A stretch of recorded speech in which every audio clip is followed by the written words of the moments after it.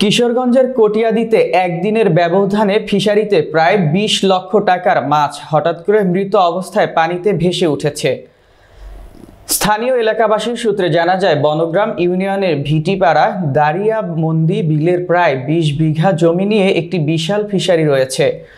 এ ফিশারিতে মাছের ব্যবসা করার জন্য ৩.৫ বছরের লিজ নেন বনগ্রাম ইউনিয়নের মাছ চাষি মোহাম্মদ জামাল মিয়া, রুবেল সরকার ও মোহাম্মদ ফারুক মিয়া।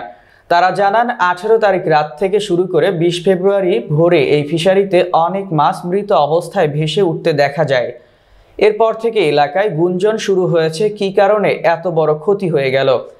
এ ব্যাপারে লিজ নেওয়া ফিশারির মালিক মোহাম্মদ জামাল মিয়া জানান, আমি ও রুবেল সরকার ও ফারুক ৩ জন মিলে ৩.৫ বছরের জন্য ফিশারিটি লিজ নিয়ে মাছের ব্যবসা শুরু করি।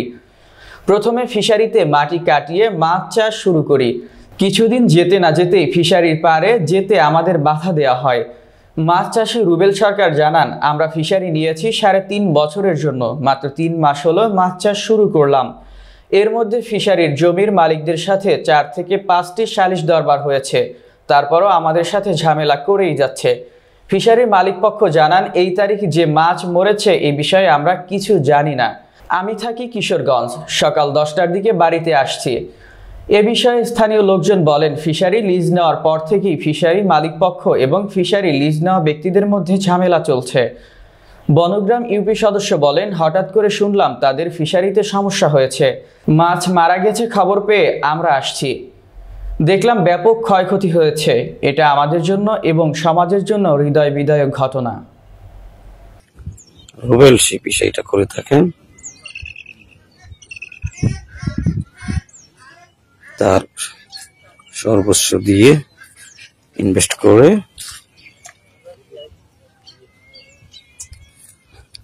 ফিশারিটি চাষ করে থাকেন।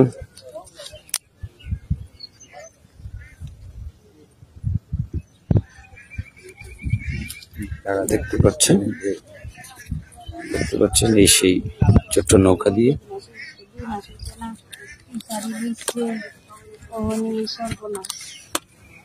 একটু দেখা দেন।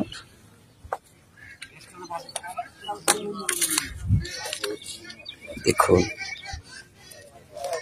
মাছ কিভাবে, মানুষ কতটা নিষ্ঠুর হলে এভাবে মাছ মেরে থাকে। বিষ প্রয়োগ করে মাছ মেরে ফেলা হয়েছে ষড়যন্ত্র করে। দেখুন মাছ তো মোবাইলের স্ক্রিনে হয়তো ছোট দেখছেন, মাছ কিন্তু কেজি ওভার আছে, ছোট বড় সব ধরনের মাছ আছে।